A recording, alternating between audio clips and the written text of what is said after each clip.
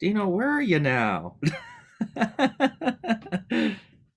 Hi, Douglas. I am at my friend's Shelley's in Wisconsin, Oh, her you still daughter's in Wisconsin? graduation party. Still in Wisconsin. Yep, Wisconsin this time. Next week, I'll be in California.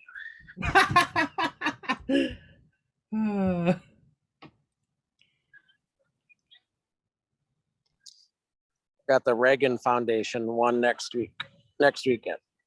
Ah,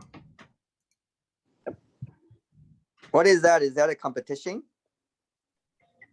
Yes, the Ronald Reagan Presidential Library puts on the Great Communicators competition, and they do a series of regional debates, and then this is the nationals. So the best debaters from all of those regional tournaments get to compete at the nationals at the Reagan Library this year.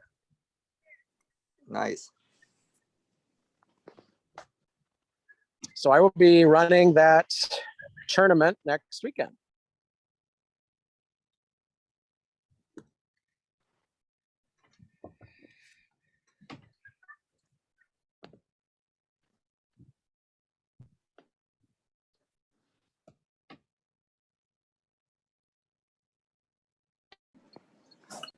So that will be a in-person event? Yes, they're actually running it in person. So I will be flying out on Wednesday night and will be there Thursday through Sunday.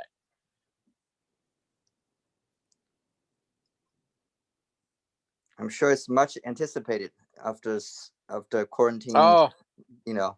Yes, very, very, very much so. Yes. There is much excitement about it. There's a little bit of anxiety because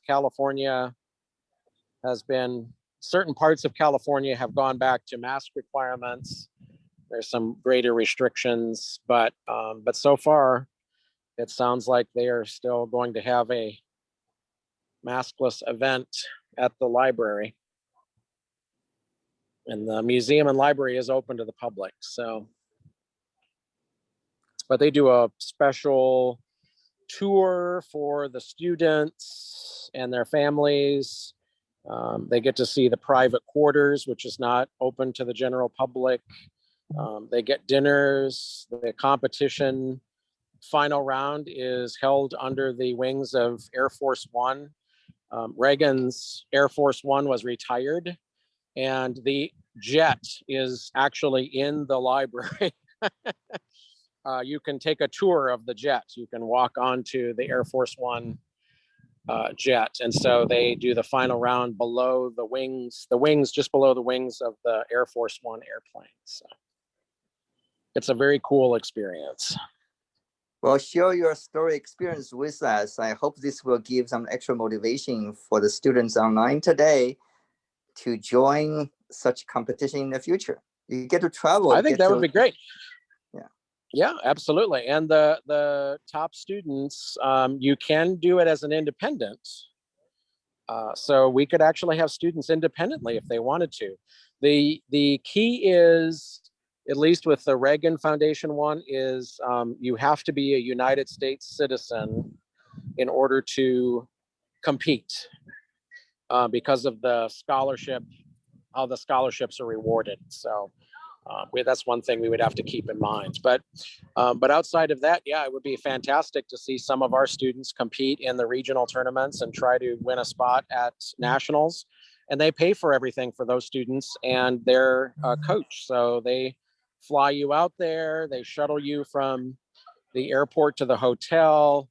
They shuttle you from the hotel to the library and museum, pay for the meals, scholarships for all of the finalists. It's a really cool experience. So we definitely want to get some of our students involved in that tournament series next year.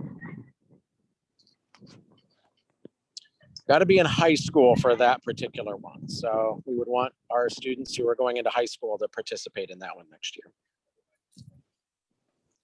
Yep. I'm sure there are other competitions our middle school and elementary school students can participate too. But yeah. Yes, I'm very excited to get students involved in ISSDA.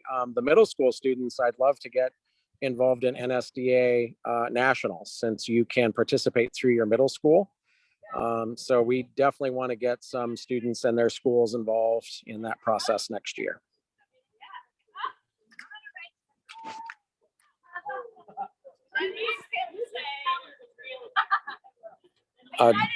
Let's see. Douglas, is Scott here?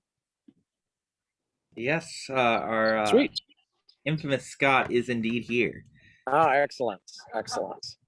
Thanks, Scott, for judging tonight. You're welcome, Dino. Calling in a favor from an old friend, even though I knew you for like half a year or whatever. Oh, Scott's great. Dino's great too. Scott's Scott's going to want your job, Douglas. So you better behave. Yeah,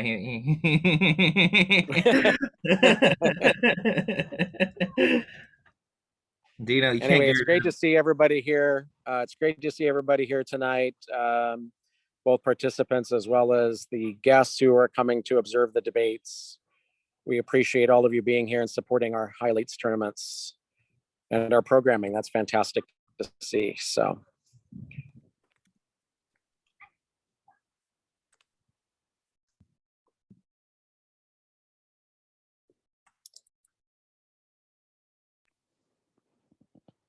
Yes, Dino, Yeah, and all the judges. I guess.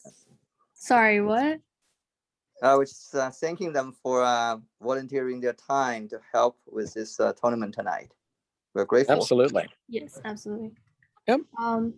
Okay, so let's get started. Welcome to the July ISSDA speech and debate competition. We have 3 judges today. 2 are returning, Professor Dino Pape, and we have Douglas Roberts, and we actually have someone new. Today is Scott Kruger.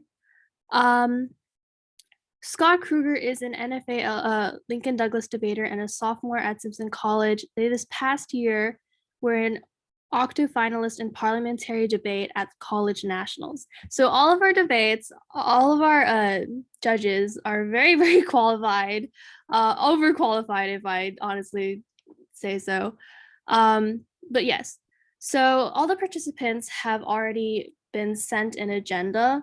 For those of you who don't know, we'll have the main room, which is going to be middle and high school public forum, and then we'll also have a breakout room for the other middle and high school public forum, and we'll have another breakout room for elementary public forum.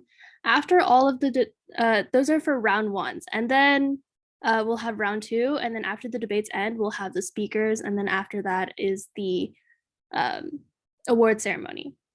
So in the main room, I'd like to have, let me pull up the participants list.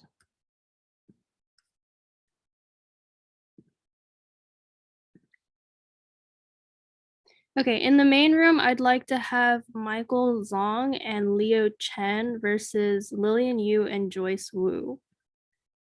In the middle and high school public forum breakout room, I'd like to have Michelle Ding and Serena Ding versus Evan and Alex. And then in the elementary public forum breakout room, we'll have, I apologize, sorry, Michael Zong and Leo Chen versus Lillian Yu and Joyce Wu are in the elementary public forum. And Jalen Diep and Justin Shen versus Kiera Chia and Alice Lai will be in the main room.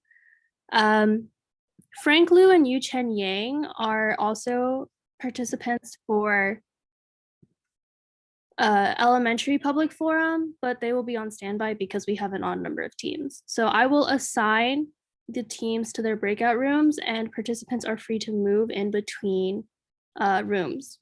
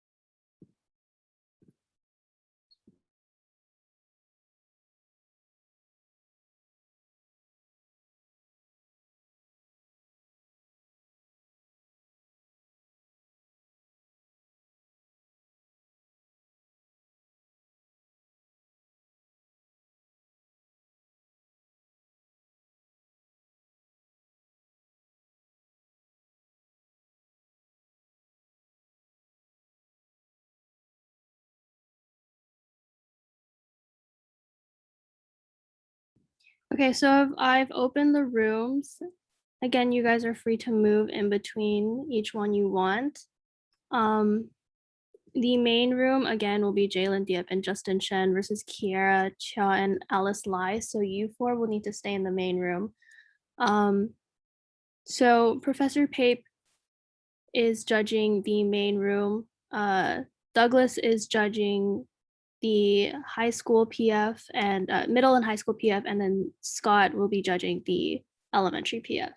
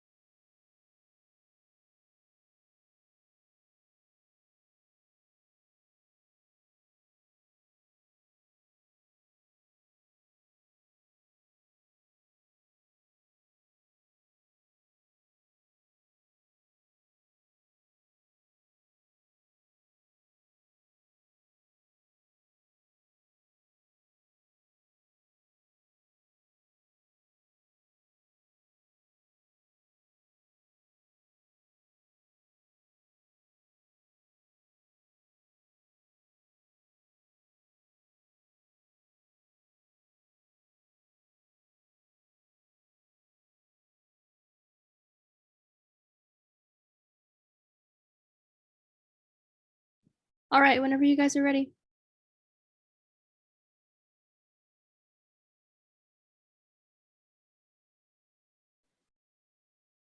Who's going first? All right, okay, so we will have a coin flip.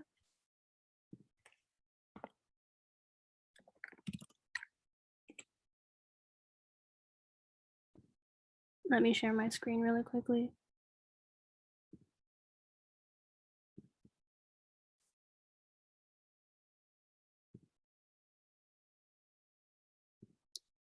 Okay, so it's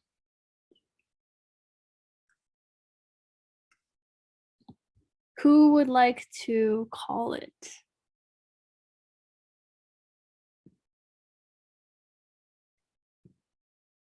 No volunteers?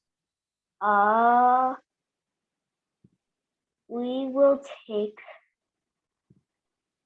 tails. Tails? Okay.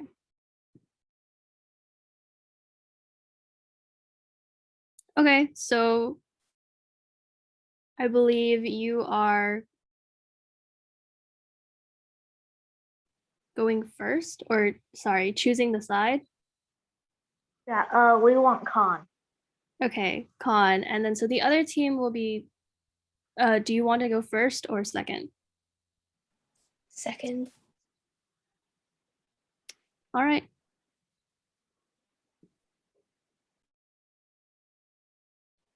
Jalen? Okay. Wait, let me make it. So it would be better for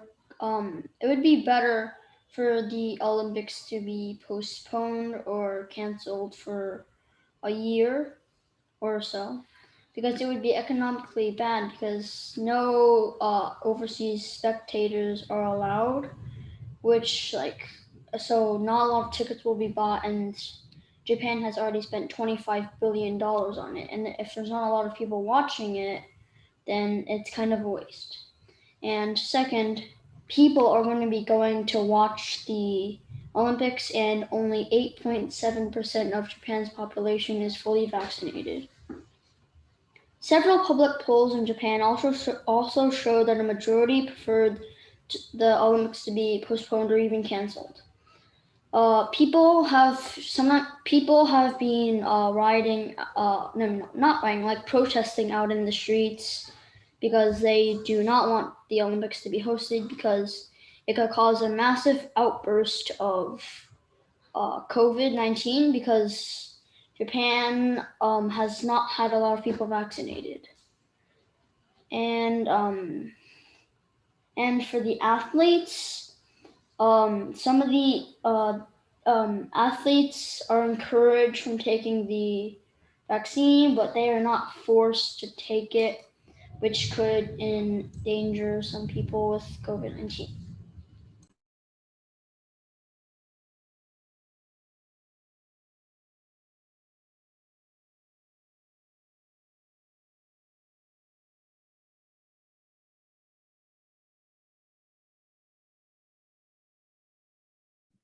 Is that it for your argument? Yeah. Okay, so pro side. Okay, so the Olympics are going to be hosted this year against the will of some people. Some people think it's a great idea for the Olympics to be hosted this year. Others think that we should wait until COVID disappears.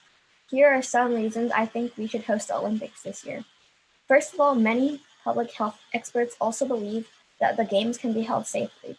If you could do an NBA or NFL season without a vaccine and have 0 cases, this can be done if people actually put the resources into place to do it. Amish Adalgia, an infectious disease specialist at Johns Hopkins University, told Vox. Another reason I think we should have the Olympics is it's a lot of money to host the Olympics. Japan has already spent $15 billion, and roughly 75% of the IOC's income from selling television right for the games. That would disappear if the games were canceled, which means that if the games disappeared, everything would kind of die, sort of. Last, Pfizer and BioNTech, which manufacture a COVID-19 vaccine, have offered to donate shots for athletes and delegates attending the Olympics. Any country participating in the Olympics can take advantage of the offer. After 18 months of relentless battles against a common enemy, we need the Olympics more than ever before. The athletes who have trained for years, often against extreme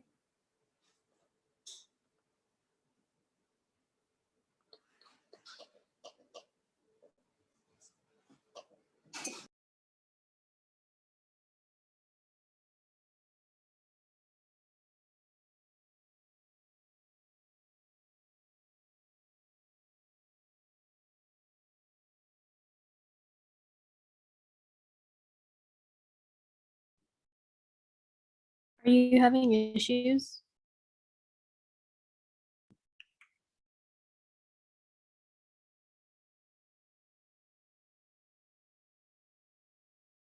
The timer's still running, so I would suggest you finish your case.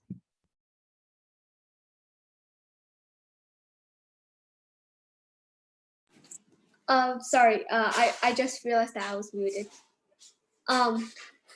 Any country participating in the Olympics can take advantage of the offer. This means that they will have free vaccines and they will be able to play in the Olympics. That's all I have. Okay, then it's crossfire between the first 2 speakers. Oh wait, so I go now, right? Yeah.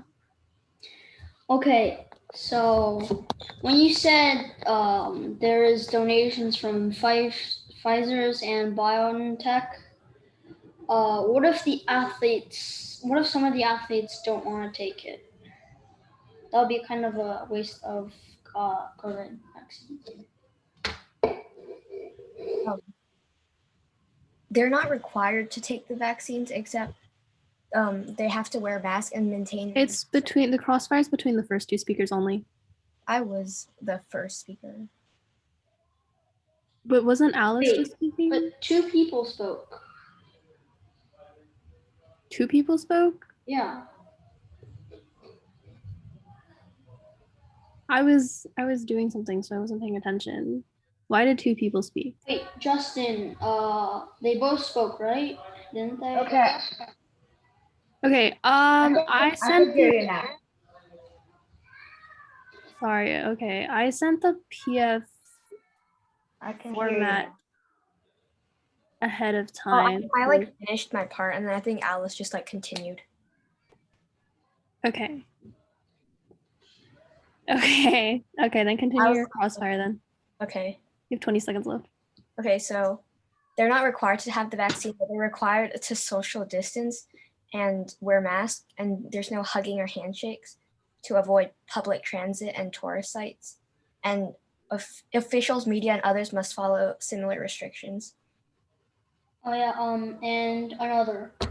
Well, they won't. Oh, yeah, never mind. Can I ask my question? Yes. Yeah. Okay, my question was when you said it would be better for the Olympics to be postponed because they have already spent $25 billion.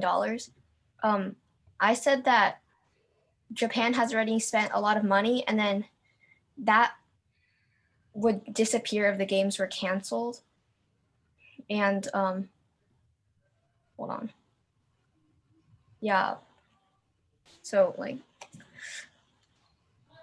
how do you want to respond to that? Because like you said that if no one's watching it, then it will be a waste. But then I said that a lot of the income comes from selling television rights for the games, and then all of that would disappear if the games were canceled. No. What I was saying, I guess, like, since usually Olympics they have like the whole stands are crowded, Time. people across the world. Time, Jalen. Time. Okay, rebuttal. So, con side speaker 2, you have 4 minutes. Okay, so from the stuff that I heard, because I like that a lot, Kira and Alice said that somebody said that we could have an NBA with 0 cases and 0 vaccinations if people put the resources into it, and also everybody, all countries would benefit from it because the athletes participating in the games would get free vaccinations. But vaccinations aren't required to do it. Aren't required. Like you can refuse a vaccination if you wanted to. And also, you did say that people can watch the Olympics online or on TV. That is true, but internet sometimes a big issue for viewers that are watching online. And also, you said that you also said from what I heard that Japan has poured a lot of money into the Olympics. Well, if the Olympics went on and loads of people died because of it, like you can print money, but you cannot print lives again. And I'm pretty sure that's all I heard because I lagged. So, oh yeah, also you said that masks and social distancing will be required. But for the games when they're playing, they can't lots of sports require them to get pretty close together, and they won't be wearing masks during the sports or games.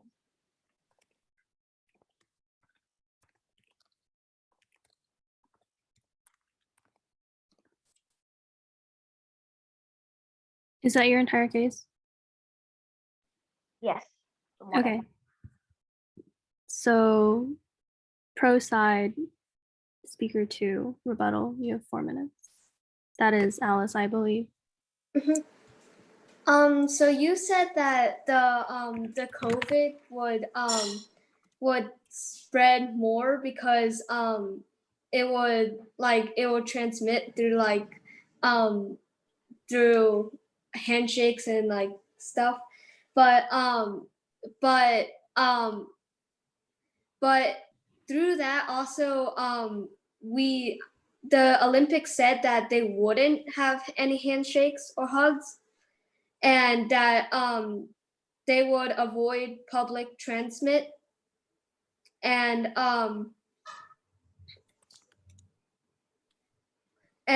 but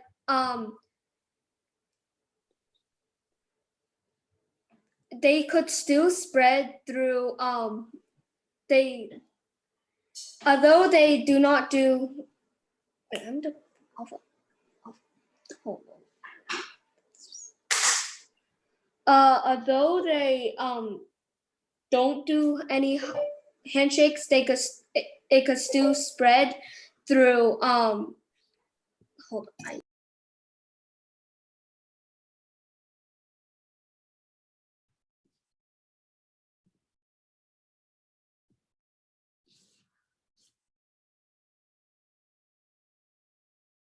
You're on mute.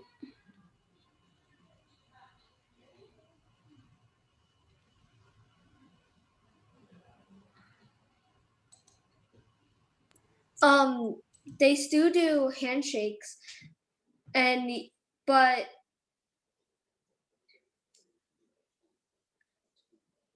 the government said that they are not going to do handshakes, even though they are going to be together, and there's a chance that COVID would spread.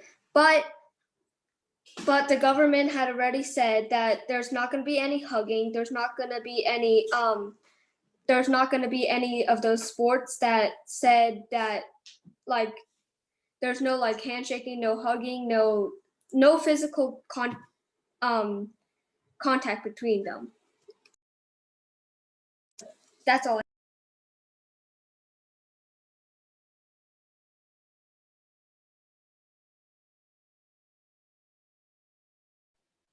Okay. All right, so I Crossfire. think- okay, so a question to Alice. When did I ever say that handshakes and hugs would transmit the virus, even though it's true?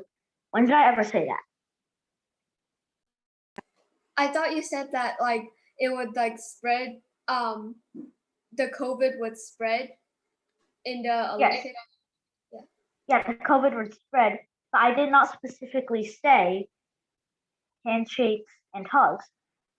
I just said because during the sports, they have to take off their masks, and lots of sports they require the participants to not be social distanced, and that's how I said that the virus was spread, not because of handshakes and hugs, even though if people do that, they might still get the virus.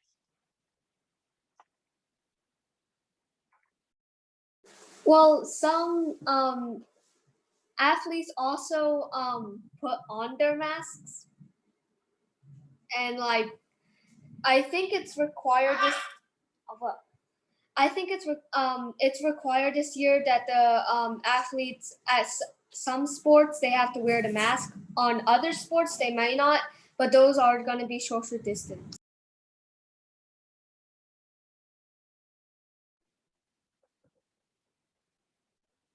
Okay. But Jalen, do you want to say anything? Wait, it's Grand Crossfire right now, right? Yeah, no, it's not. It's Yeah. it's just Crossfire between Justin Yeah, and it's just Crossfire. Okay. Alice. So yes, some sports participants might have to wear masks, and others might be social distanced. But spectators that are in person, there's gonna be no overseas spectators allowed. But only 8.7% of Japan's population is fully vaccinated. It's also like irrelevant, and like that the government is already like lifting out the mask mandates, but they are but I mean they're they say that the masks are required in Tokyo this year for the Olympics.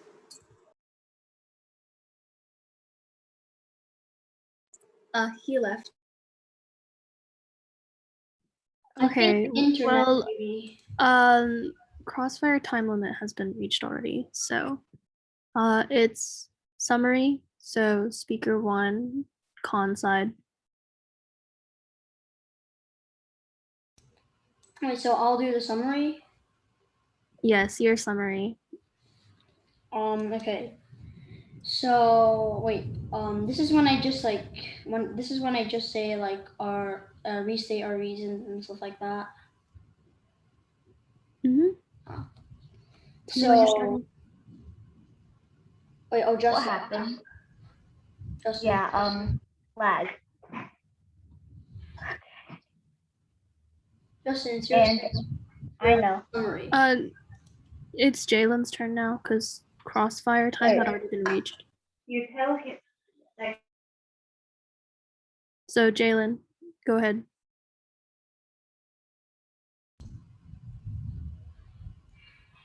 Okay. So, first off, the Japan is one of actually no. So, people in Japan don't want the Olympics to go on because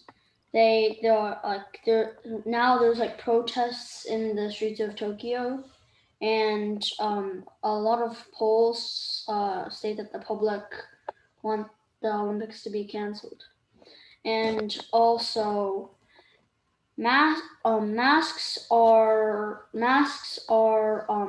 athletes have to take off masks on the field because like it's dangerous for them to not wear masks because like they need to breathe a lot, like say like running races or like pole vaulting. Those need a lot of strength and then they need to breathe properly, but with masks it won't help them.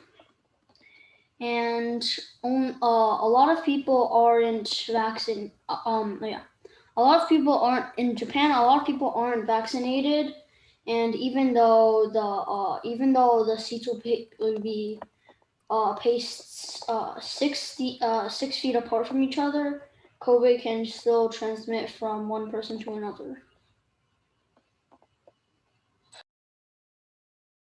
Is that your case? Yeah. Okay. So summary team, pro side for speaker. So that would be. I think we won because I stated how masks are required, and even though the vaccine isn't required, there have been some cases in which the vaccine has not worked and has caused death. And I stated that there will be no handshakes and hugging. And as Alice and I have said, the government here in the US has already lifted the requirements for masks. So I don't see what point you're trying to make with the mask when you're trying to argue against us with the mask, because here in the US, the mask mandate, it's already like, they're already removing the mask mandate. And then I would like to include that the venues themselves will take precautions, like they will take temperature checks and additional sanitation requirements. And these athletes have been working really hard, and forfeiting the Olympics would be a painful symbol of defeat.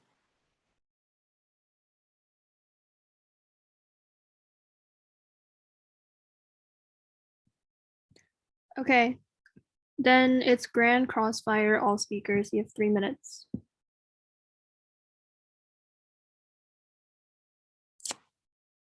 Starting whenever somebody starts talking.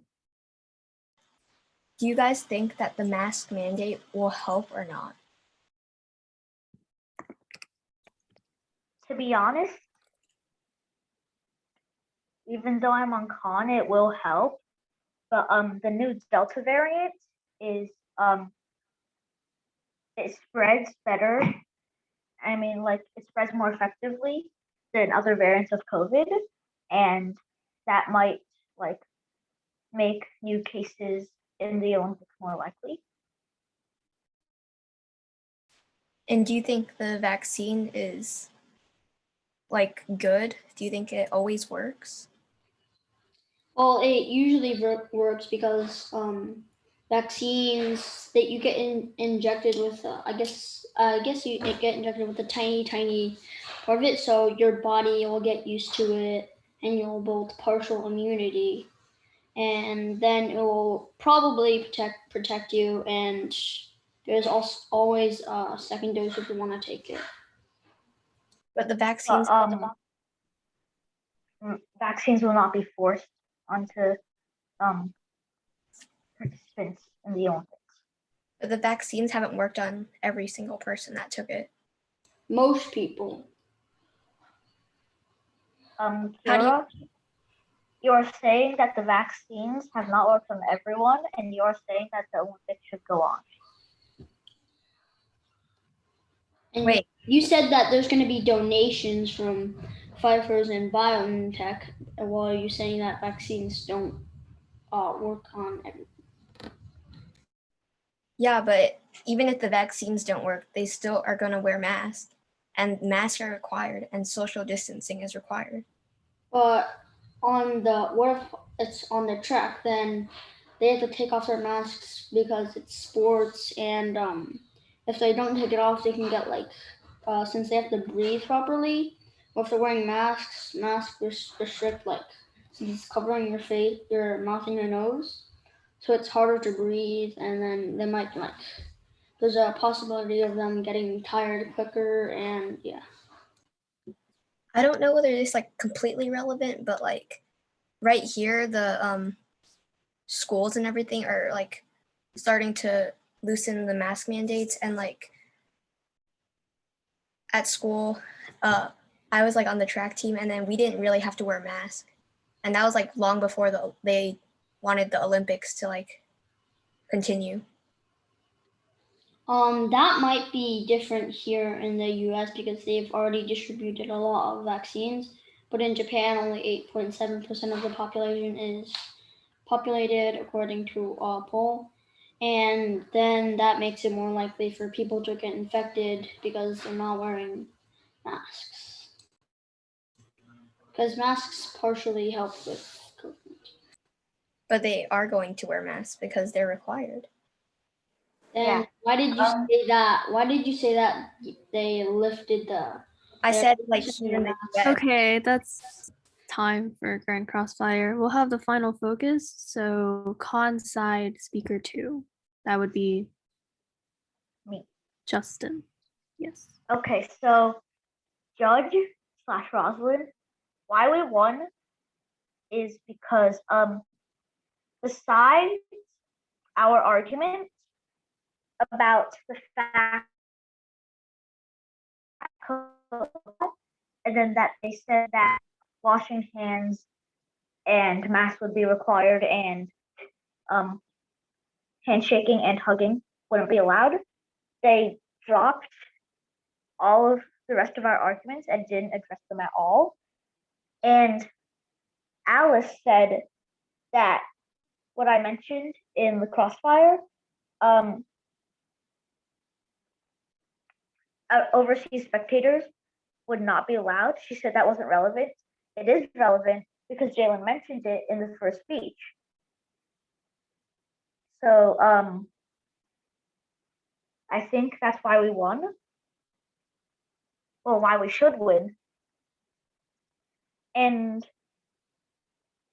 okay, so let me go through the other arguments for Alice and Kira.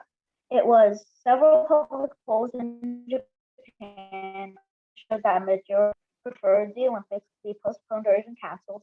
Vaccines will not be forced on people who don't want to take it. It would be economically bad because no overseas spectators are allowed. Only 8.7% of Japan's population is fully vaccinated. And during the sports that the participants play, masks will have to be off, and sometimes the sports will required not to be social distanced, and COVID might spread there. Apart from that last one, they didn't address any of them. So that's why we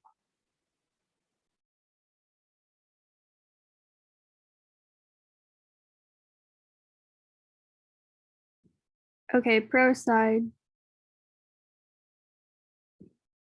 That is Alice. I think we won because I think we won because even though that because you said that COVID would spread faster that way, but they are also requiring masks, social distancing, and temperature checks, and we also paid a lot of money for the Olympics just to happen this year. It would be a waste of money if we just canceled the Olympics because it actually costed 15 billion dollars to get through the Olympics, and if it was canceled, everything would disappear. And then also like these athletes, like they worked hard to like just to train for this year's Olympics, and it's only every 4 years, and then if they cancel, then they have to wait another 4 years until they could come back to the Olympics. And also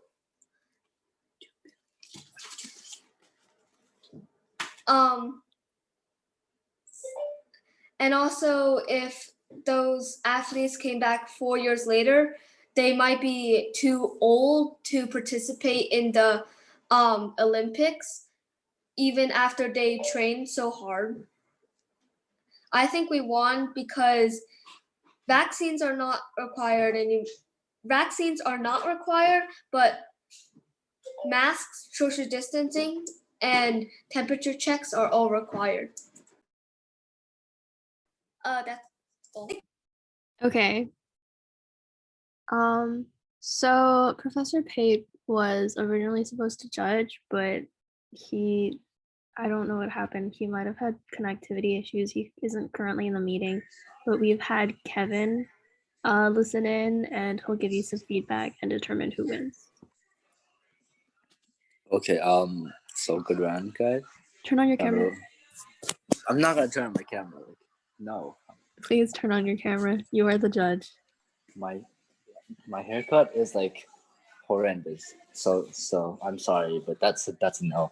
And so good round, guys. Round of applause. And I felt like the arguments were good, but there should have been a little bit more rebuttal. So I judged around on like weighing and the impacts, and I felt like people dying was more important than losing like some billions of dollars, because you can't buy a life and you can't value a life. So I felt like Khan won, and that's what I said. Yeah, that's a good point. Good job. So for pro, I feel like the most important thing is like, first of all, you say that, well, masks are no longer required in the United States, right? But the thing is, like, the United States, 70% of people are already vaccinated, but Japan, they have 3% of people that are vaccinated. So they're not on equal grounds. So you can't make that comparison. And I just feel like you guys need some more like factual evidence with like actual evidence to back it up, instead of just you guys saying it. Like maybe go online and do some research and then say that according to this doctor, this from this university, or this professor from this university, or this medical personnel, it's fine if people don't wear masks. Like, I would love to hear some more factual evidence instead of just like empty claims, right? And I feel like you guys' rebuttal, I didn't really hear any like good rebuttal, because you guys kept on stressing the point on saying how like they're not gonna wear masks, but they're still gonna social distance. But the thing is, like, I don't hear any evidence. Again, I don't hear any evidence on saying how. First of all, why Japan would require social distance, because from my own knowledge, Japan's not going to require social distance, and you guys are saying that they are. So I would need some factual evidence and some and I would need like a card that's quoted from the website of a authority that's like actually saying that Japan's conducting this, right? And I feel like just you guys spend too much time on focusing on one thing, and that's why you let their argument make logical sense, and that's why they got to like access their impact, and which is like people dying. And I felt like you guys brought up a good point in your last speech about these athletes have been preparing for this event their whole lives, some of them their whole lives at least, and they wouldn't get to be at this event anymore, and they will have to wait a few more years. But I feel like that's a good point. But I feel like you brought it up way too late in your fourth speech, so maybe considering bring that point up in your first speech next time. And for Khan, good job, you guys. Good job. You guys had a good impact. And give me just a second. Right. So you guys had a good impact of people dying, and I felt like that's a very strategic thing to do, because like when people die, no amount of money can amend for that, right? And I feel like again the same thing with you guys. You have to actively attack your opponent's case and say why the case doesn't matter, right? And you have to like defend your case. If they say that masks are not needed, and you have to say that masks are needed, and you have to say why masks are needed, and you have to say why masks are not needed will actually affect these athletes. Like you have to have a logical flow throughout your argument so that your argument can actually work, right? And I voted for you guys because although you guys didn't really defend your own case, the AF's rebuttal for your case wasn't like sophisticated enough, wasn't good enough, so I voted for you guys. But try to avoid that next time, because the judge next time may not be as kind as I am. So like try to attack your opponent's rebuttal, right? And I feel like you guys had a good impact. So next time in your fourth speech, try to compare your impacts, right? Your opponent's impact was losing billions of dollars, and your impact is saying that people will die. Just like bring that up next time and bring that up in your fourth speech and say why people dying is more important, and say why you should win the round, right? Instead of just repeating yourself over and over and over again. So yeah, good job, guys. I would love to hear some more factual evidence that are quoted from the internet and are factual and are backed up by scientific evidence. And then I would love to hear some more impact weighing and just overall some better rebuttal. But good round, guys. All right, okay, so Khan's side will proceed to the next round. Douglas will be judging that. So for now, you guys can go to the breakout rooms and or just stay here. But yeah, good job, guys. Wait, we don't. How do we get into the breakout room since there's no like? The round 2 will be hosted in the main Yeah. room. Okay. Wait. If you still, I mean, because okay, I mean, if you still want to go into the breakout rooms, there should be a button at the bottom of your screen that shows breakout rooms. You can just click it and then choose the room that you want to go to. Wait, bottom of my screen.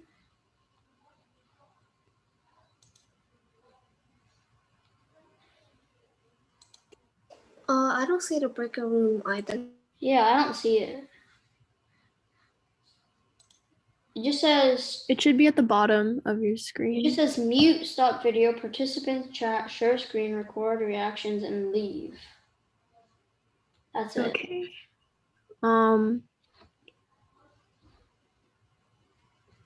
Okay, I mean, then you probably just haven't updated your Zoom then.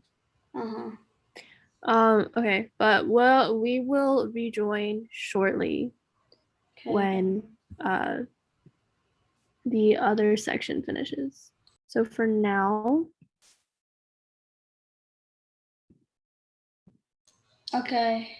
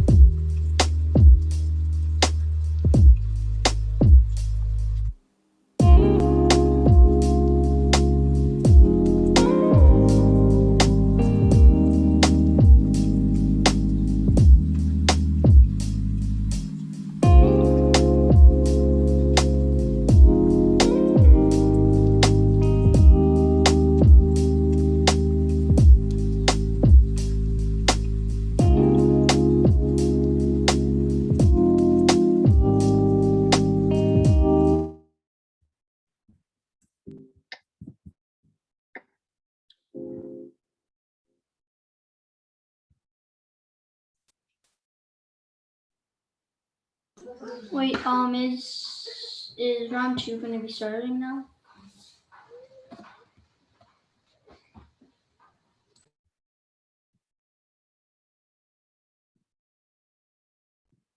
Yes, okay. Sorry, my computer was acting up again. Okay, so the winner for the main room was Justin and Jalen, and the winner for the breakout room, I believe, was Alex and Alex and Evan won my yes. room. Okay.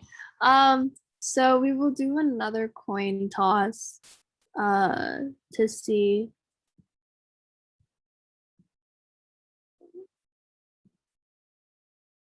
the order. Who would like to call for it?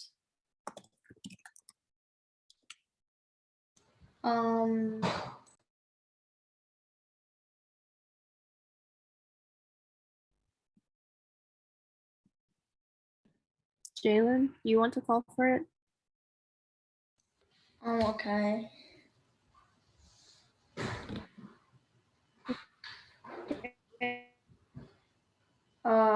You're lagging a lot. Okay. Any volunteers? No. Wait, what is this coin flip for? Who's going to what room, Roslyn? Sorry, hold on. My audio just cut out. Can you say that again? Who's going to which room? Oh, you guys are staying in the main room. Oh, we're all staying in the main room. Okay. Yeah, we're all staying in the main room. Douglas is judging round 2 for like winner versus winner. So it's Justin and Jalen versus Alex and Evan. So who would like to call for it? I guess I'll call it. Okay. So heads or tails? Tails. Wait, so we have to debate again? Oh, yeah, I emailed you guys about this Yeah. beforehand, that there is a round 2, so you will be debating again. Okay, so you lost the coin toss, so Alex and Evan get to choose which side they would like to debate. We would like to choose con. Okay, and then, so Justin and Jalen, would you like to go first or second? Second. All right.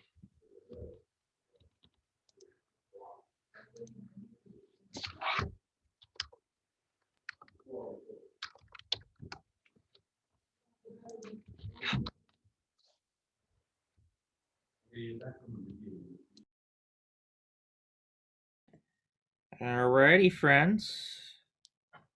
Let's go ahead and get this show on the road. Can I get my first speaker for the con whenever you're ready to get us started? Okay. So, today I'm here to discuss whether the benefits of hosting the Olympics outweigh the harms. And I do not agree with this resolution, and I will be telling you why. So, our first contention is buildings constructed for the Olympics become less used and have a high upkeep. According to Britannica.com, venues constructed for the Athens 2004 Games are dilapidated and basically unusable. According to pictures from Guardian.com, there's graffiti everywhere. The pools are brown and have trash in them. The softball stadium has a bunch of random grass growing everywhere, and the kayak center has no water in it. According to Investopedia.com, many of the arenas constructed for the Olympics have high maintenance fees.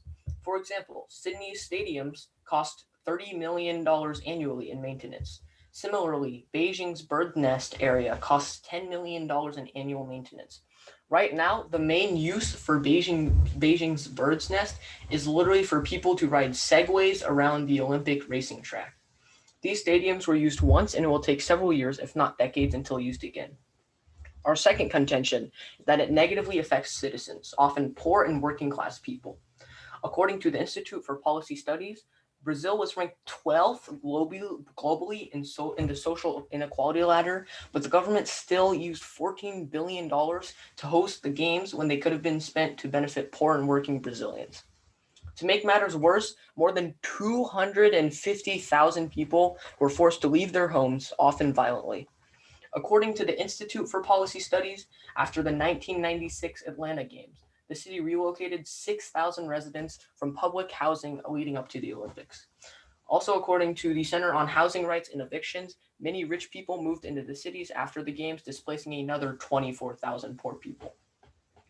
According to Guardian.com, residents near Rio de Janeiro's 2016 Olympic Stadium, whose homes were set to be demolished, were forcibly removed in a bloody confrontation between police and residents that reportedly involved the use of rubber bullets and percussion grenades. All of this hurt was caused towards people by physically abusing them, kicking them from their houses, or demolishing their houses, just so they have nowhere to live. This is just a catastrophical negative impact on all of these innocent people's lives who did nothing, but yet the Olympics comes in and just removes them from their homes. Our third contention is that hosting the games leads to more debt. According to USA Today, the official cost of the Tokyo Games is already $15.4 billion, but it's believed to be higher, perhaps twice as much. If this is true, then Tokyo Games would be worth $31 billion, which if you put that on a graph, it would be the third most expensive Olympic game since 2000, just behind Sochi, Russia, and Beijing, China. According to Investopedia, it was 2006 before Montreal finished paying off its debt from the 1976 games. It literally took 30 years to pay off a debt from one Olympic game. Russian taxpayers will also pay almost $1 billion annually for many years to come to pay off the debt from the 2014 Winter Games in Sochi. Also, according to Business Insider, from 2000 to 2016, the total amount of money spent over budget in the Olympics was $111 billion, and every Olympics since 2000 has gone over budget, with the most expensive being Sochi, Russia, where it cost $51 billion with a $10 billion budget. Now, that's why Russia has to pay $1 billion annually. Now, all these three contentions show why the benefits of hosting the Olympics do not, in fact, outweigh the harms.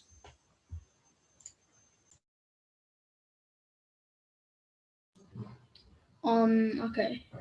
So, the Olympics are happening this year because people can watch the Olympics online or on TV. According to Olympic.com. Oh no, according to Vox.com, it states that if people can't go to the stadium to watch the Olympics, they can watch them online or on the on TV or on the computers. Our second contention is that Japan has spent over $15 billion, and backing out now will be an extreme waste of money, and they will have to pay off a debt which didn't go towards anything. But if they hold the Olympics, then at least some of that money will go towards national pride and like a boost in morale, because it will show that Japan is still fighting COVID-19. And athletes will be isolated 1 month prior to the Olympic Games. It will reduce the chances of COVID-19 infecting athletes and the Japanese people who are going to be watching. Also, masks are needed. And masks are needed.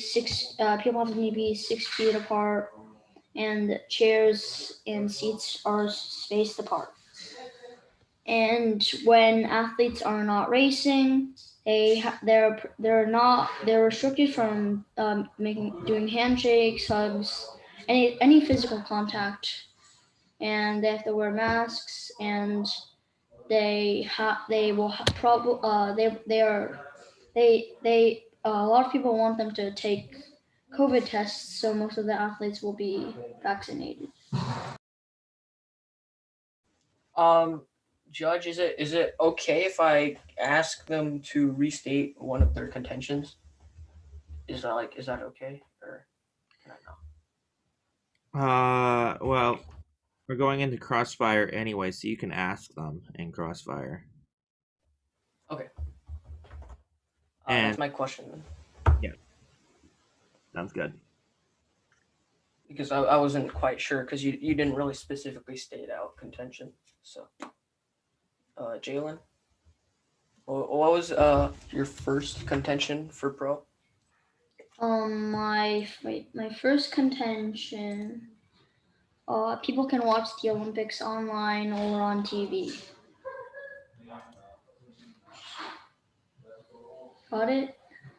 Yeah. So, what is the point of that contention? Like, why does that matter? Well, now since overseas viewers are not allowed to watch, people can watch like on their computers, so they can still view the Olympics, but they're just not allowed to go overseas to watch it in Tokyo.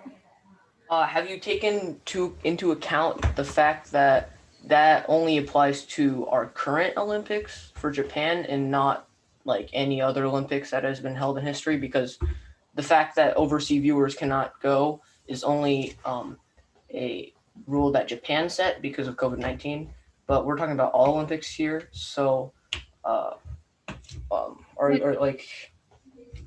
But isn't the subject the benefits do the the Olympic, like the 2021 Olympics, not like. Oh no, that was misinformation by I don't know someone, but I also thought that was as well. I thought that it was 2028 Olympics, but so therefore all of your contentions will be more like a little bit untopical since they only apply to the 2020 Olympics, as our contentions apply to everything. But yeah, I have no more questions. Do you have any questions for me? No, I was gonna ask you about like what you were talking about, like the other Olympics, but yeah. Okay. I guess that's our crossfire then.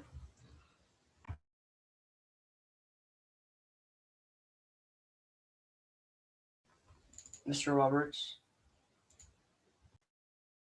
Oh, looks like he lagged out. Okay.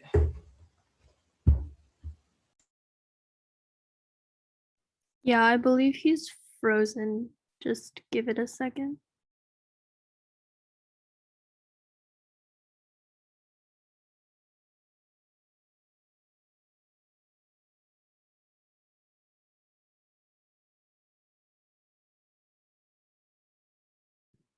Well, okay. There goes another judge.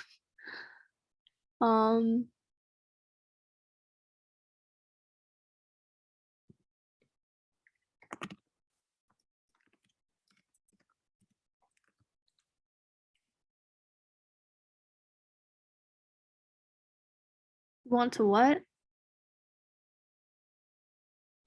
I'm serious. Because since we didn't know that the topic had changed, Yeah, all our arguments are out the window. We did for the 2021 Olympics, so. The topic Yeah. did not change. I'm also. So they were lying? I did think, like, I don't know where, but initially I thought that it was only for 2021, but then Harrison emailed me saying that it was for all Olympics. Yes. Well, I didn't get that email.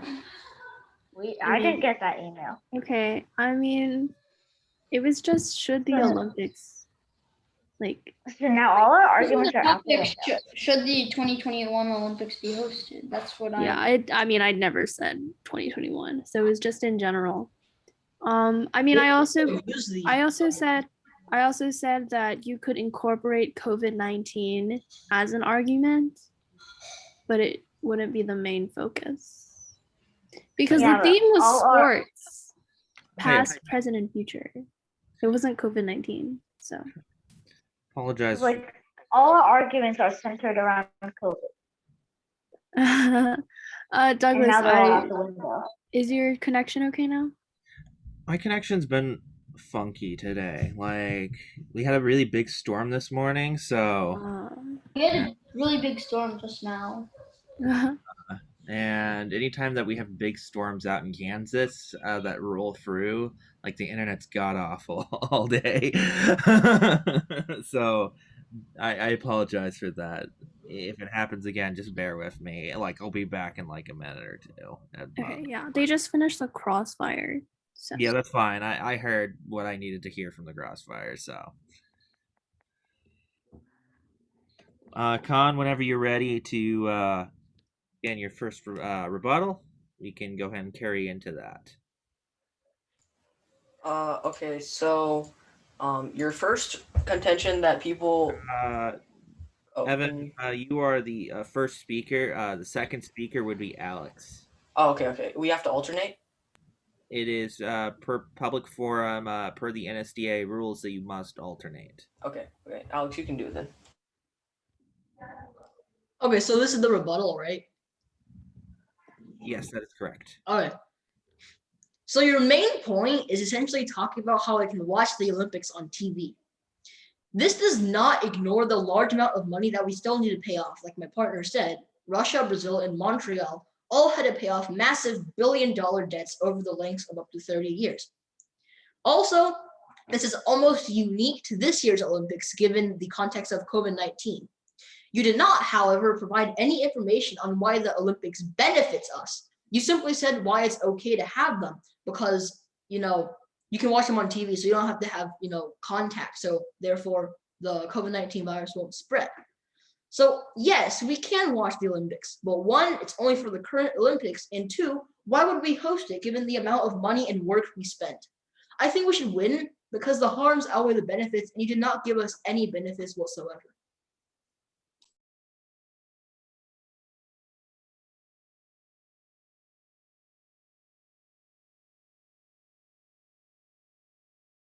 Alrighty, we will proceed on to the pro rebuttal.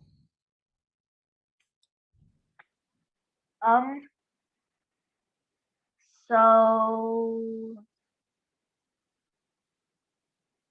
Evan said that as one of their contentions that people would be forcibly like ejected from their homes by police to make room for the Olympic Stadium and everything. And that is true. I admit it, that's true. But like they can buy other homes. Well, yeah, they can. And yeah, I don't really have anything to say because I was informed that we're talking about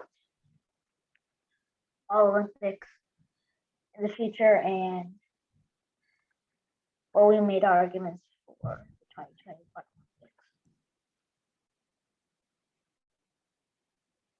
Olympics.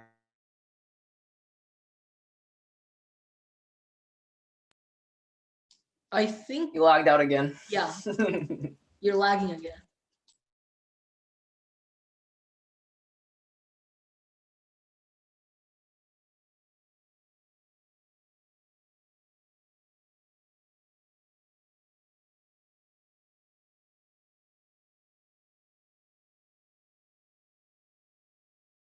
Alrighty, we'll move into the crossfire. Okay, can I ask a question? Yes, you can. Okay. But we are ready for a crossfire, so. Okay, so essentially, you claimed that the people in Brazil who are facing police brutality and homelessness, that they can just find other homes, right?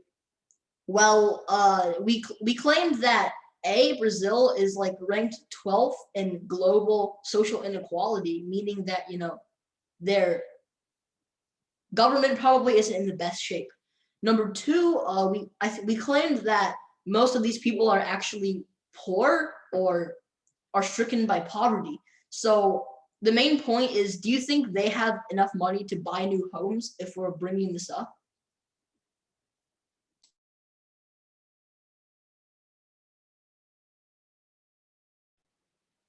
To be honest, no. But we didn't prepare for this, so I don't really have anything to say.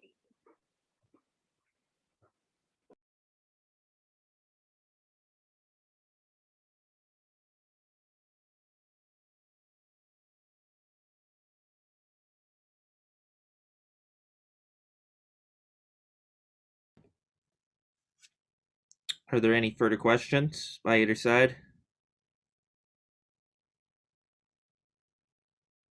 Hearing none, we can go ahead and get into the summary speeches, starting off with the con. Okay, so first of all, our contentions were that buildings constructed for the Olympics become less used and have high upkeep, like people like stadiums costing millions of dollars annually for maintenance, like the Sydney Stadium and the Beijing's Bird Nest, and also the Athens venues not like being used. Our second contention was that it negatively affects citizens, often poor and working class people. And so, as we said, Brazil was ranked 12th globally in the social inequality ladder. Yet the government is very corrupt, and they still use $14 billion to host the games instead, when they could have been using it to benefit poor Brazilians. And also, to make matters worse, 250,000 people were forced to leave their homes. The city relocated 66,000 residents after the Atlantic Games, leading up to for the Olympics. And right after, there was 24,000 poor people displaced because more rich people moved in. And also, Rio de Janeiro caused a bloody confrontation between police and residents. Our third contention was that hosting the games leads to more debt because so right now Tokyo is already in $15.4 billion, but the debt could be more. And also, according to Investopedia, Russian taxpayers pay $1 billion annually, and Montreal took 30 years to pay off their debt. And according to Business Insider, the total amount of money spent over budget from 2000 to 2016 on the Olympic Games was $111 billion over budget. And the most expensive being Sochi, Russia, where they went $41 billion over budget. And so I just want to point out that you did not provide a sufficient rebuttal for contention 1, like about buildings, and contention 3 about how it leads to debt. You only provided a rebuttal to contention 2 about the people being forcibly removed from their homes. And even then, you said that they could buy new homes, which is hard to do considering if the government is corrupt and they want to take the money for themselves, or they just simply cannot afford the government just simply cannot afford more homes because it just costs more money, and then that would lead to even more debt, because why would you spend your Olympic money on building new homes that cost money? Furthermore, all of your topics are untopical. Well, not fully untopical, but they are slightly untopical because of your COVID-19 point, and this is for all Olympics.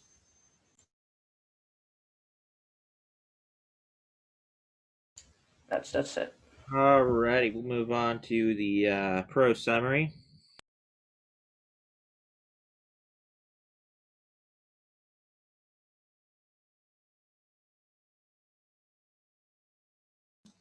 Okay.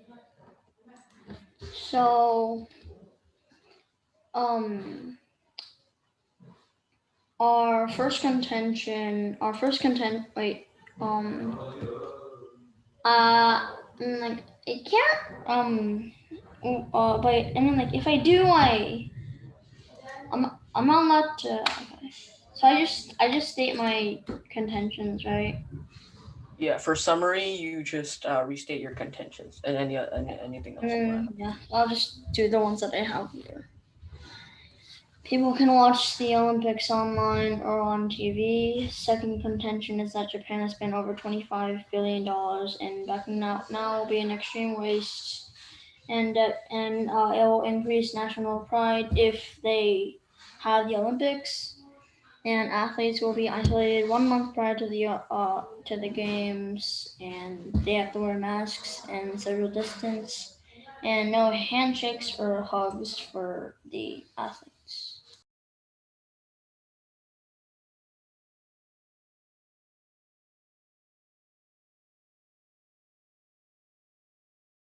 Alrighty, we'll go into Grand Crossfire. Let's see.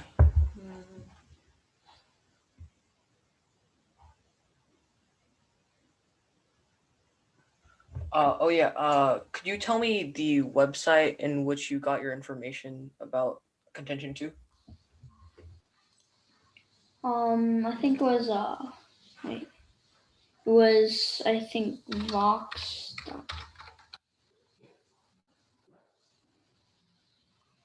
Oh wait, hold on.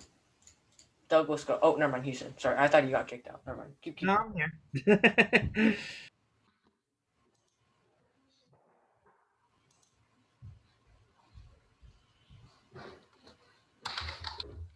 Yeah, Vox.com. I'm pretty sure. Oh yeah, yeah. Vox. Sorry, you don't have to keep searching. I forgot. Let's see.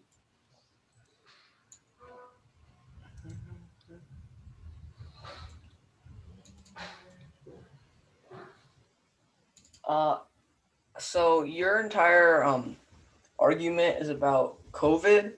How does that relate to the Olympics overall, like the other all the other Olympics that we've ever held? How does that how do your contentions relate? Because based off of that, your mask, your third contention wouldn't um, would be untopical, and also your first contention about being able to like watch like overseas and not being able to actually attend to the actual event. So how does your COVID argument relate to the topic of the Olympics overall? It does not relate, to be honest, in the slightest unless it destroys humans.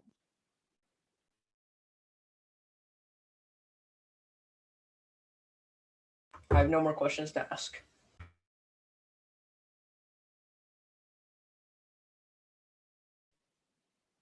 I don't think we have any.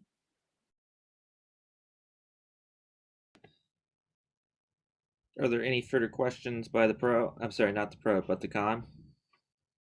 I don't have any further questions. Now we can end Grand Cross and proceed into the final focus, starting with the con.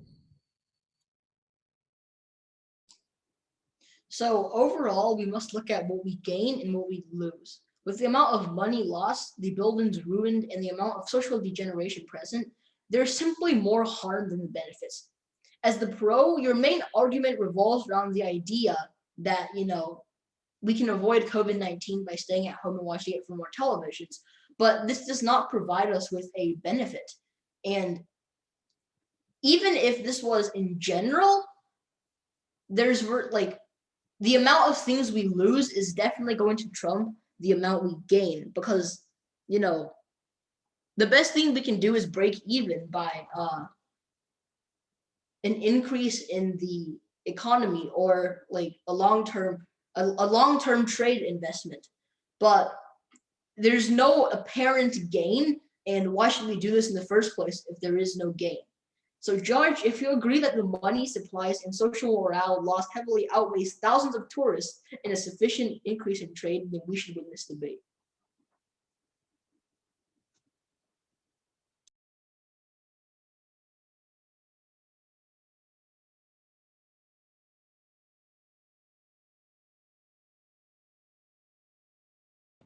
Alrighty. And we will finish off with the pro final focus.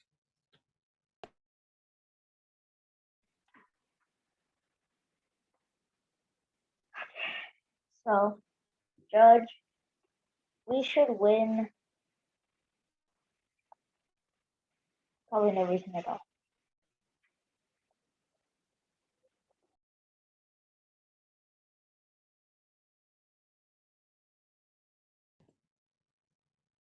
Was that your final focus speech?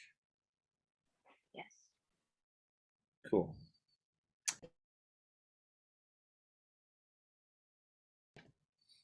Alrighty, Rosalind, you should already have the result. So. All right. Okay. I mean, if you have any feedback for them. Yeah.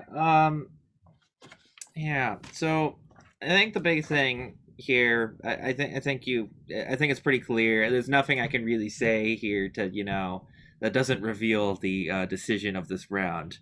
But you're gonna find out the decision of this round for a moment. I think the biggest thing here is you need to remember, for pro in particular, you need to remember what the resolution says. You need to make sure that you read the resolution and that you understand the resolution. If there's any instance that you don't understand the resolution, reach out to us. Especially reach out to Roslyn, who is so kindly running this tournament. But We did read the resolution.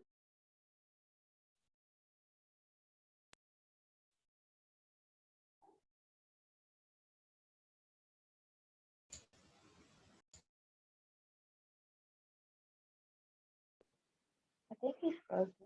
Yeah, I think he's frozen again. That's fine.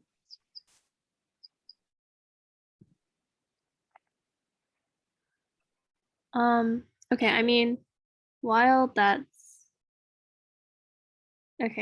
happening, is the elementary PF over? Yep. All right, okay. Then I'll just close all the breakout rooms then. Okay. Yeah. Douglas is having a little bit of connectivity issues, but he was in the middle of his feedback.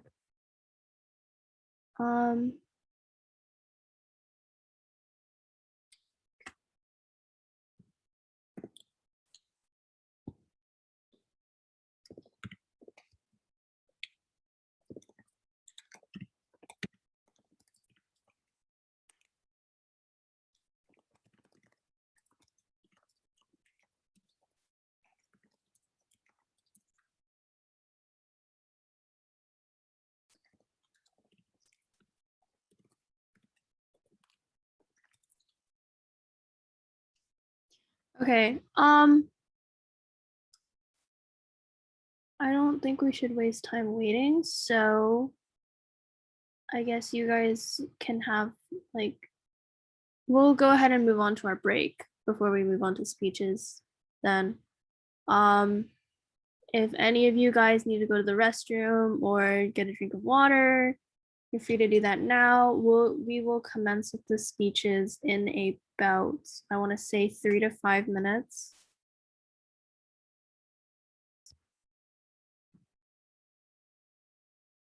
Okay.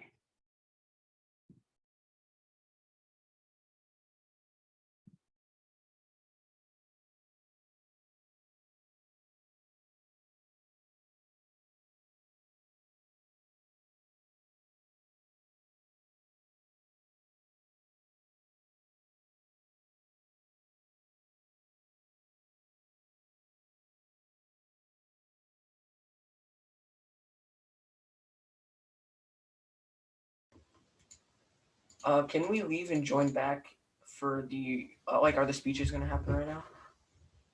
Speeches will happen after a 3 to 5 minute break. Okay, so can I leave and come back like in 30 minutes? We'll probably I'm sorry, whenever the speeches are finished. Okay. I mean, the speeches won't take that long. So, Oh, okay. I'll just stay then. all right.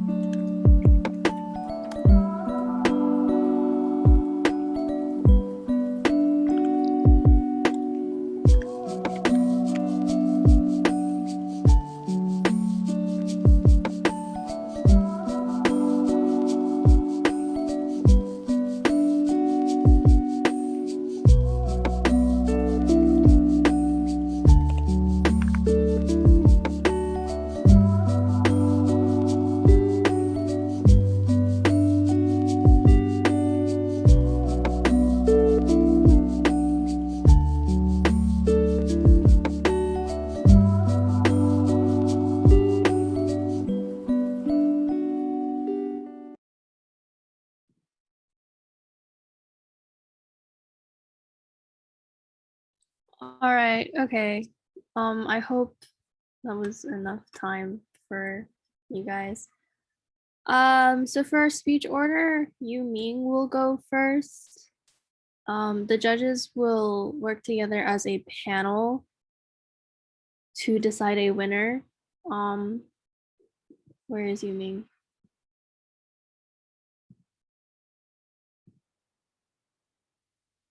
Right here. Okay, sorry. I couldn't find your name. So whenever both you and the judges are ready, you can go. I'm ready.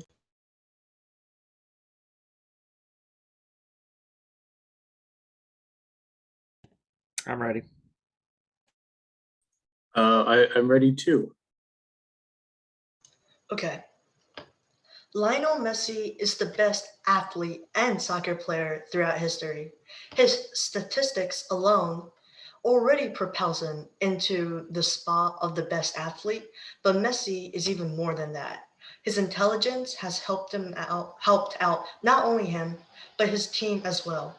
And don't forget, all athletes need good sportsmanship. and Messi certainly has a lot of it. This is why Messi is the best athlete in history. First, his stats speak for themselves. According to MichelleAcosta.com, Messi has around 748 goals in professional soccer, making him one of the biggest scorers in soccer history. If we compare Messi's 748 goals against Cristiano Ronaldo's 783, it will seem like Ronaldo has more. But that's actually not the case, as Messi is 2 years younger than Ronaldo and has played less games than him. SportMob.com reports that Messi has the most assists in soccer history, with 355 to his team, also showing that he's a team player with good sportsmanship. While Messi's nemesis, Cristiano Ronaldo, doesn't even have 300. Messi is one of the world's most decorated players, with 6 prestigious golden balls, which is the world record for the most. He also holds the record for the most European Golden Shoe Awards, with again 6 of them. The International Federation of Football History and Statistics named Messi Player of the Decade, which is an award given out in every, you guessed it, 10 years. Messi's incredible record already makes him the best athlete, but other factors are also in play. Second, Messi's intelligence on the soccer field is almost unparalleled. Some sports take all brain power, like chess, and some sports, like weightlifting and running, needs a lot of physical exertion. Soccer is the perfect blend between physical and mental exertion. SoccerTrainingInfo.com stressed how Messi created his own strategy of shooting penalty kicks. That takes, and I quote, incredible composure. Messi takes a very slow run up to the ball and watches the goalie shift his or her weight to one side or where the goalie's gonna dive. Then he kicks the ball in the exact opposite direction. Soccer Training Info also states this technique shifts the balance so that the goalkeeper's decision comes first, and is why nearly all of Messi's successful penalties are in the opposite corner to the goalkeeper's dot. Can you believe it? In the 2021 Copa America tournament, Messi finished with 9 through ball passes, who, according to ESPN, put his spatial awareness and vision to good use. Messi also kicked 133 passes, mostly in the attacking third, during the Copa America tournament. This shows how Messi is the best athlete mentally and physically. Lastly, Messi's sportsmanship is what makes him the best athlete in history. Messi gets fouled a lot. Footballcritic.com said that in the 2020-2021 campaign in La Liga, Messi is fouled 2.8 times per game. 2.8 times. But does he retaliate? No. Well, yes, in his own way. Goal.com wrote that Messi has only gotten 3 red cards in his entire career, in years and years of professional soccer. He gets fouled and scores on the other team, which is his way of retaliation. This shows Messi has good sportsmanship. Messi's statistics, intelligence, and sportsmanship makes him the best soccer player and athlete in the world. Thank you.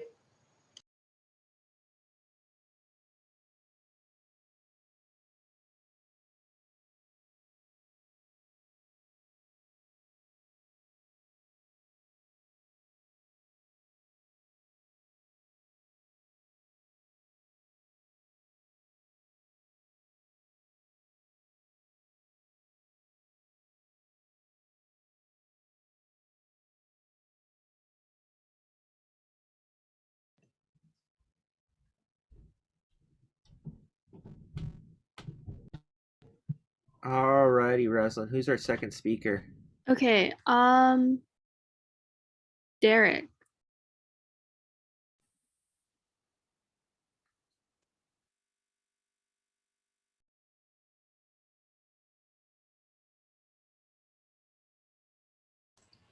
Derek, you're muted.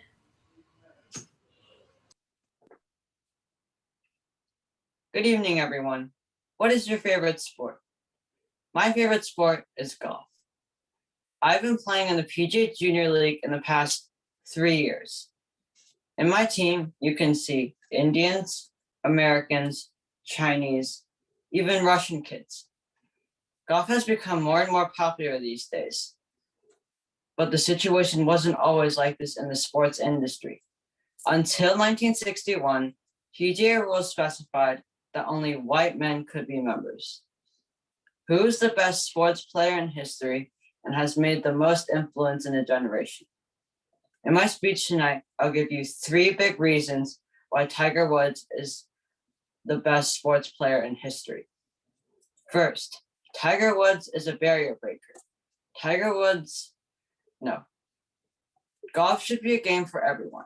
And yet it is no secret that for most of the history of the sport in America, it's been dominated by white men. In fact, until 1961, PGA rules specified that only white men could be members. And then 26 years later, Tiger Woods caught the world's attention by making history as the first African American to win the Masters tournament. It was his talent, not his race, that made him remarkable. His achievements were a firm testimony to the role that minority golfers could and should play in this sport.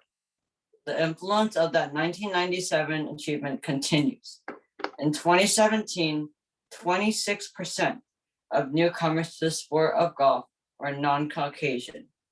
Second, Tiger Woods is a fan maker. When Woods came onto the professional scene, it seemed that everyone turned to a fan of golf. Everyone's televisions were tuned to golf tournaments. Even my grandfather, a 60-year-old man in Taiwan, would stay up overnight to watch Tiger for Tiger to play the Masters tournament. And if Tiger won that game, he is as happy as he won the lottery. Not surprisingly, people loved watching golf most of all when Woods was winning. Third, Tiger Woods is a generation inspirer. When Tiger Woods rose to dominance, the world saw golf as admirable. Die-hard enthusiasts have long understood the appeal of the game, but teenagers have not always gotten that. But at the height of Woods' career, everyone, even teenagers, wanted to be Tiger. Some of the top players of the last few years, such as Jason Day, Jordan Spieth, and Rory McIlroy, cite Tiger Woods as one of their major inspirations as they were growing up. Woods helped take golf to a new level, and they want to join him at those new heights. Even among everyday players, Woods made golf cool, a sport whose athletes were to be admired. It's likely that his influence plays a role in the fact that over 10,000 high schools offered competitive golf teams in 2017. Since Tiger Woods stepped onto the pro scene in 1996, the Tiger Woods effect has been transforming the golf industry. His influence has spanned generations, inspiring his contemporaries, his fans, and those to follow in his footsteps. How do you define the best? I'll say, the one who can influence others to be a greater person. Who is better than Tiger Woods to earn this title?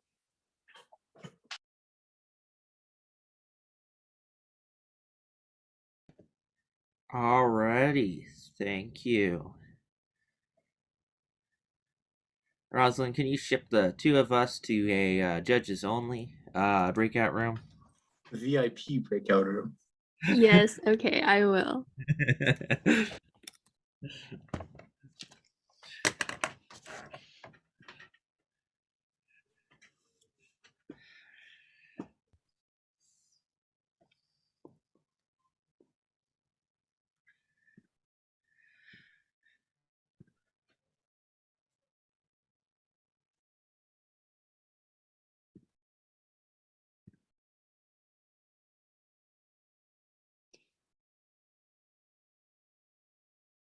Okay.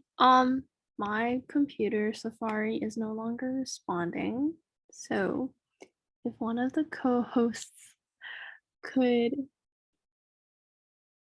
do something during the break, that would be greatly appreciated while I try to fix my technical difficulties.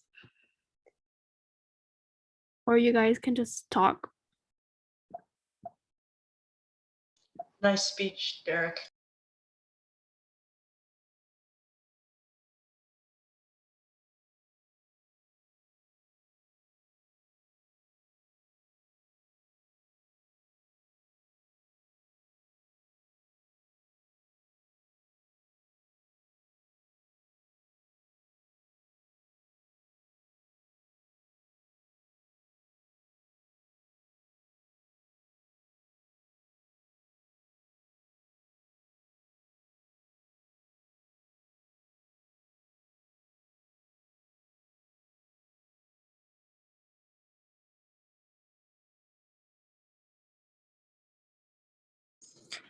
Hi, Rosalind.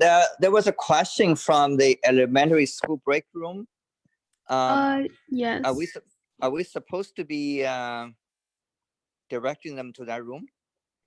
They already finished. Yeah, I think somehow we all received an invitation from you to join. Oh yeah, sorry. I just opened up a breakout room, but like Yeah, so we have a bunch of participants joining that room. I was wondering why. Yeah, no, because it doesn't let you actually delete the breakout room until like you end the meeting. So yeah. Okay, let me rejoin that one. Ask them to return to the main room. All right. Wait, how about just someone just close all the rooms? Because the judges are talking in one. Oh, can we close like an individual? No, you cannot. Which is really not. Yeah, it's weird. I can unassign people though, so that's good.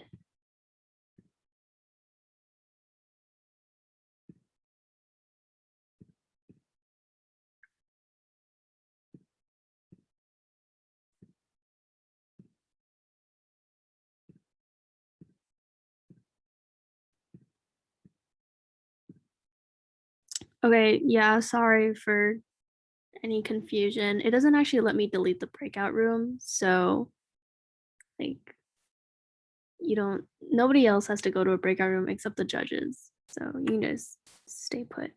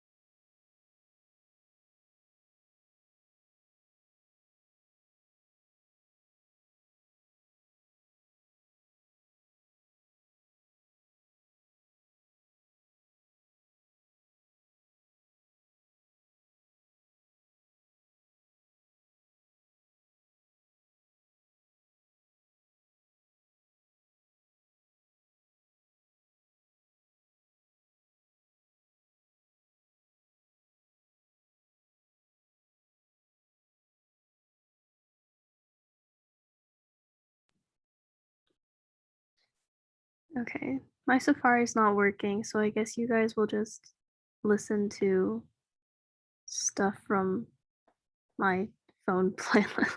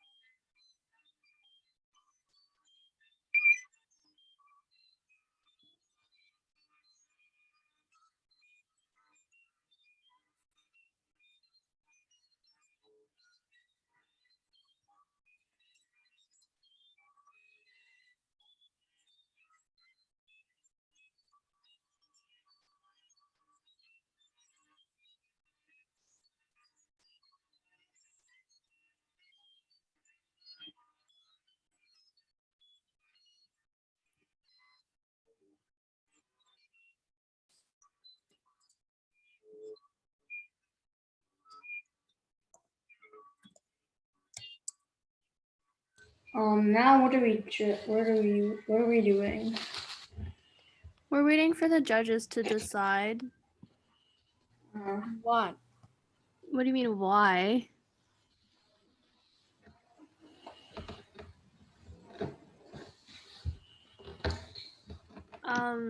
So since it's a panel, they're just discussing who they think did better in the breakout room. So when they're done, I mean, they'll just come out.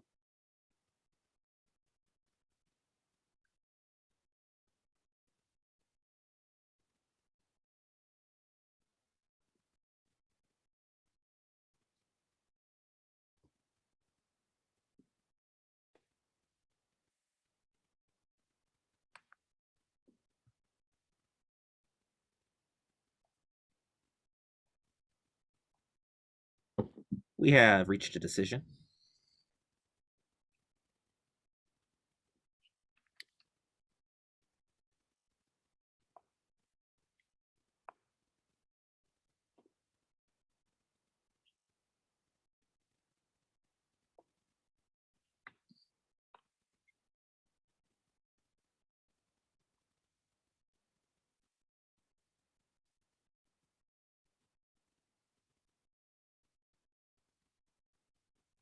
Recording in progress.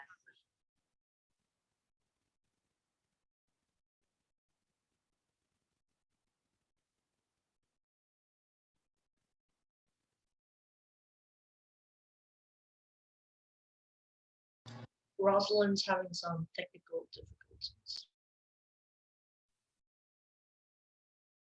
Announce the decision, or is that someone else's prerogative? What? Okay, I joined from my phone because something is wrong with my computer. It's restarting right now. Are the judges back? Yep, we just got back. Okay.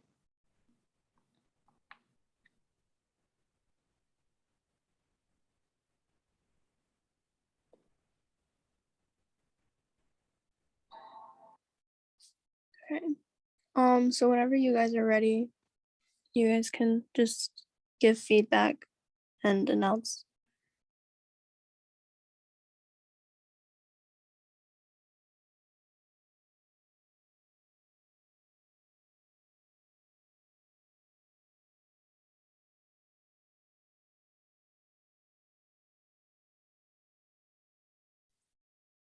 All right. Well, we're Douglas one, so I guess I'll give my feedback first. I'll start with you, Ming. I think that you did a really good job with staying confident in what you were saying. I also think that you did pretty well on the sort of macro structure of how the speech should be. So you kind of repeat a lot of the stuff you said in your introduction and your conclusion. So hey, make some nice sandwich or whatever for your speech. So remember to keep that sort of idea going forward.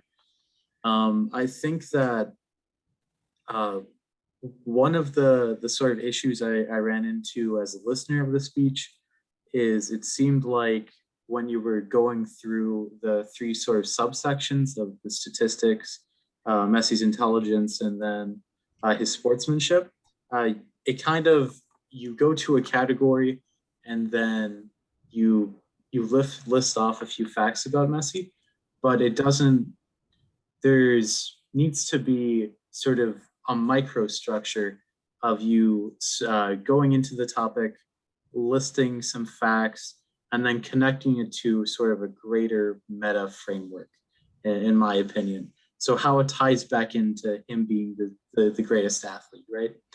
And I think if you had, so you're doing well on the macro level of how the speech is structured, but how those smaller internal parts of the speech is structured, I think is kind of the next step for you. And that's my main feedback for you, Ming. If Douglas, you want to jump in here. Yeah, pretty similar here. For me, I like your confidence. I like what you bring into the speech. I really do like that. For me, I need more. I really enjoy. I don't know if Scott revealed at all, but uh, what I particularly liked about Derek's speech in particular, that was just very different between you Ming, your speech, was the effect on the sport. That how they made an influential change with Tiger Woods coming into the sport and kind of to change the dimensions of golf. Because they start off the speech with golf was the white man's sport, and then Tiger Woods came into play. And that makes a pretty big difference. On a value statement of how they can change the world as just coming into the sport. To me, what Scott and I kind of talked about in the our breakout room, was in a way, this is like Jackie Robinson coming into baseball and how they changed the entire world of baseball itself. So that makes a real big difference when we come in and analyze it, because we're seeing not only why you believe that they're the best athlete in the sport, but how they have affected the world in relation to golf and how they've changed the system. Because the system had been priorly inherently, non-accessible to anyone who wasn't white. Which, on an effectual point of view, yeah, that makes a difference for us. Content-wise, makes a big difference. When you cover a really strong content-wise and you use something strong to anchor that content from, you're going to convince your judges that, that might be a thing to really look at here. That's a thing to really analyze when we, are trying to, differentiate between speeches. Derek, one other thing I'll note for you. I could tell that you were, fully memorized on that front. Just, had some hiccups here and there. That happens. It happens with anyone who, memorize. Sometimes just like a few words, just get lost. Like nervous on the spot. Yeah, that's also the case too. Nerves impact. I mean, I would just, if you were to do the speech again, not that you would get to do the speech again anytime soon. um, I would, I would practice it in front of people that aren't your parents, per se.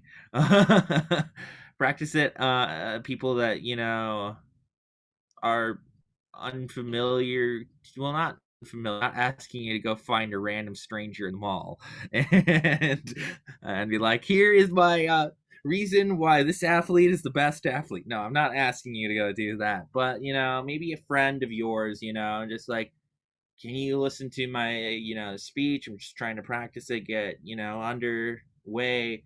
Tell me what you think of it, be honest. If there's something that sounds completely off to you, tell me. And maybe that's somebody you trust, to give good feedback to you on that front. But I think that's the next step, is just keeping and working out those nerves, because the first time you're ever going to give it in front of an audience, especially the number of people that are in this room, it can be a little nerve-wracking. When I was a competitor, because I, have graduated from being able to be on the competitor end anymore, first time, ever doing a new speech for that season was always the most nerve wracking. So, it was the more practice I could get in before, that first time of the season made a big difference. So, that's just something that you just got to work towards, keep working on. Eventually, nerves will still be there a bit, but you're so practiced at that point that you have enough confidence to just get through it. And you gotta also find maybe a happy place or something that I know there's giant crowd watching me, but I'm gonna push that away. That right now, all that matters to me is the speech and how I'm giving it. I don't know if Scott, if you told Yuming, we would really like some gestures from you, just experimenting with some gestures too. I get that not sure if you were completely memorized, just because you were sitting down and never stood up at all for the speech. But try to add gestures. Just try to experiment with it. And Derek, like, your gestures weren't, didn't exactly work, but you at least you were trying with them. I think that gestures are something that comes as the speech progresses and how far that speech progresses throughout a season. Once again, as I said, probably there's a chance you will never use this speech again, but if you were to develop one for, the main season of, speech and debate and use it throughout the season, you're probably not going to have the gestures how you dream them up that first tournament. But as time progresses, you're going to find gestures that work really well, and playing with gestures is just smart. It's just something that you just need to figure out, and eventually you find something that complements perfectly and works perfectly with the speech. It's just something that progresses over time. So keep experimenting if you ever end up using what you have used today in the main season of speech and debate, or something beyond that. Explore with it. With that, I see that Rosalind is back in existence, so I'm gonna send it over to Rosalind.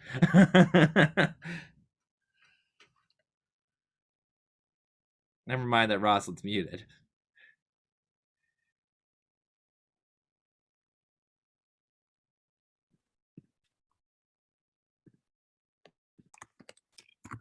All right. Okay.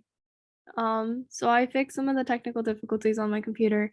But thank you guys so much for coming. Thank Douglas and Scott, and also Professor Pape, for judging through all the technical difficulties and internet connection issues. I really appreciate it. I also want to thank High Elites for sponsoring this event. And so all right. I was going to present my screen, but I don't think the presentation is working. But so congratulations to Lillian Yu and Joyce Wu, Evan Lee and Alex Me, and Derek Shen for the winners of this competition. we will email you later regarding your certificates and your prize.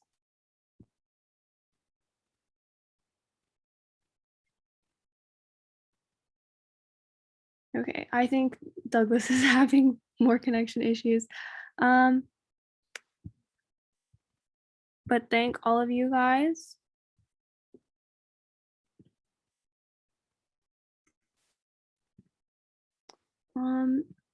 Yes, congratulations to all.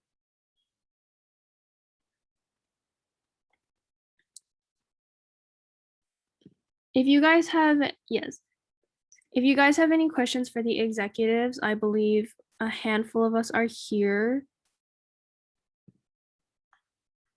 You can ask us anything about, you know, the organization.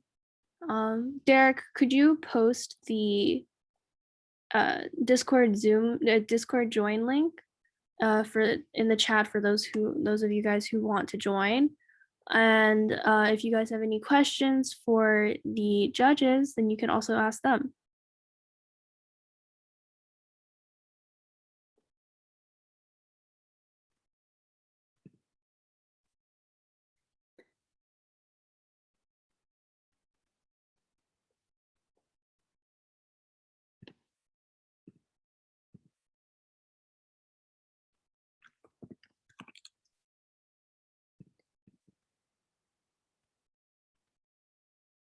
All right, well, if there's nothing that you guys want to let us know about, then this is officially the end.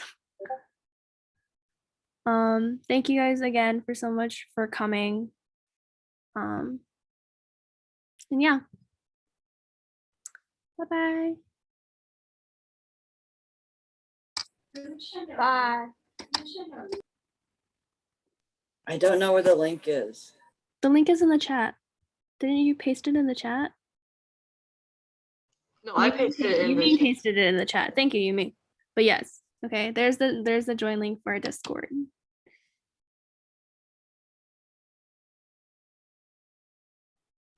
Rosalind, should I send you the recording? Yeah, it might be a little too big if you just email it to me, so you can I mean, we can stop the record. I mean,